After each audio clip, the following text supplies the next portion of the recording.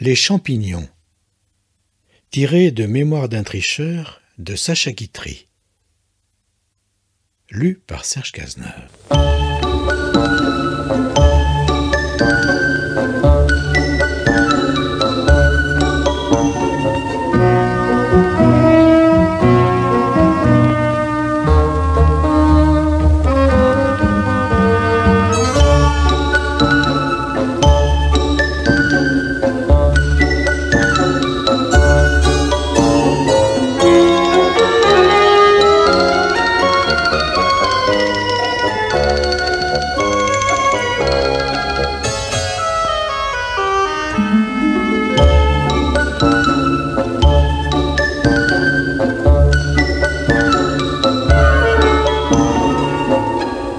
Je suis né le 28 avril 1882 à Tortizambert, petit village bien joli du Calvados, dont on aperçoit le clocher à main gauche quand on va vers Troarn en quittant Livarot. Mes parents tenaient un commerce d'épicerie qui leur laissait, bon an, mal an, 5 000 francs de bénéfice. Notre famille était nombreuse. D'un premier lit, ma mère avait eu 2 enfants. Elle eut avec mon père un fils et 4 filles. Mon père avait sa mère, ma mère avait son père. Ils étaient quittes, si j'ose dire. Et nous avions en outre un oncle sourd-muet.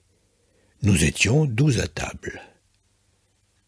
Du jour au lendemain, un plat de champignons me laissa seul au monde. Seul, car j'avais volé 8 sous dans le tiroir-caisse pour m'acheter des billes. Et mon père en courroux s'était écrié « Puisque tu as volé, tu seras privé de champignons !» Ces végétaux mortels, c'était le sourd-muet qui les avait cueillis, et ce soir-là, il y avait 11 cadavres à la maison.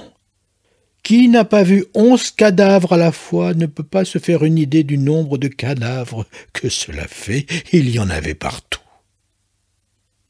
Parlerai-je de mon chagrin? Disons plutôt la vérité. Je n'avais que 12 ans et l'on conviendra que c'était un malheur excessif pour mon âge. Oui, j'étais véritablement dépassé par cette catastrophe et, n'ayant pas assez d'expérience pour en apprécier l'horreur, je m'en sentais, pour ainsi dire, indigne. On peut pleurer sa mère, ou son père, ou son frère, mais comment voulez-vous pleurer 11 personnes? On ne sait plus où donner de la peine. Je n'ose pas parler de l'embarras du choix. Et c'est un peu pourtant cela qui se passait. Ma douleur sollicitait à droite, à gauche, avait des sujets de distraction trop nombreux. Le docteur Lavignac, appelé dans le courant de l'après-midi, ne cessa de prodiguer pendant des heures et des heures ses soins éclairés, mais, hélas, inutile. Ma famille s'éteignait inexorablement. Monsieur le curé, qui déjeunait ce jour-là chez le marquis de Beauvoir, est arrivé à bicyclette vers 4 heures. On allait avoir bien besoin de lui. Dès 5 heures du soir, tout le village était chez nous.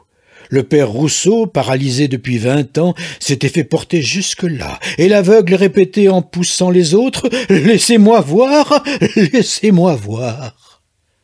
J'avais été renvoyé de chambre en chambre par les voisins aussitôt accourus. Et ne sachant plus où me fourrer, je m'étais craintivement dissimulé sous un comptoir dans la boutique. De là, j'entendais tout ce qui se disait, tout ce qui se murmurait. Les premiers décès avaient été annoncés non sans une certaine componction, ainsi qu'il est de règle. Mais dès la 4e mort, les annonces devinrent brèves et bientôt laconiques. Encore un. Et tous ces villageois, résignés et fourbus, reprenaient de la vie devant toutes ces morts. Il leur semblait sans doute que chacun d'eux allait avoir un peu plus d'air à respirer dorénavant, et je percevais des dialogues inouïs. « Et la grand-mère ?»« Pas encore, mais c'est l'affaire de 20 minutes. »« Il en reste combien ?»« Plus que 4. » L'oncle assassin, le sourd-muet, mourut le dernier dans d'horribles souffrances. Quel est celui qui crie comme ça? C'est le muet, répondait-on.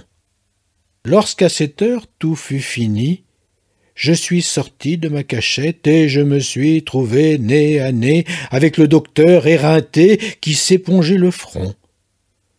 Il me vit, me regarda, me reconnut, n'en crut pas ses yeux et me dit « Et toi ?» Il y avait dans sa voix une surprise immense, avec un rien de blâme.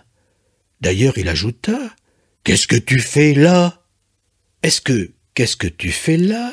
ne voulait pas dire « Qu'est-ce que tu fais là sous le comptoir ?» Non, il signifiait bien « Qu'est-ce que tu fais là sur la terre ?»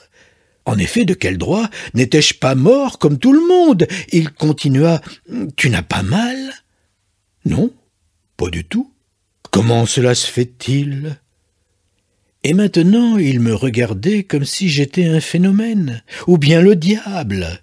Ce garçon de 12 ans qui absorbait impunément des champignons vénéneux, qui survivait à tous les siens, cela devenait très intéressant pour lui. Quel champ d'expérience! Et comme il m'a semblé qu'il se voyait déjà penché sur mes viscères, j'avouai la vérité. Je n'en ai pas mangé. Pourquoi?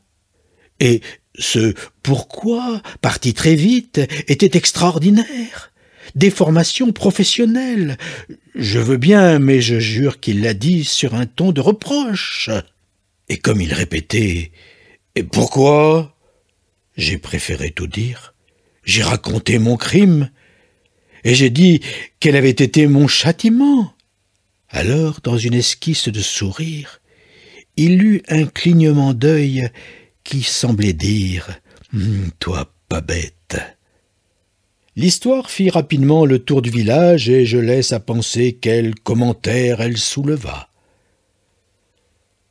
Le jour de l'enterrement, derrière ces 11 cercueils que je suivais, la tête basse et les yeux secs, je me demandais si le fait d'avoir été miraculeusement épargné ne me donnait pas l'air un peu d'avoir assassiné tout ce monde. Cependant que, dans mon dos, l'on chuchotait. « Savez-vous pourquoi le petit n'est pas mort? Parce qu'il a volé !» Oui, j'étais vivant parce que j'avais volé.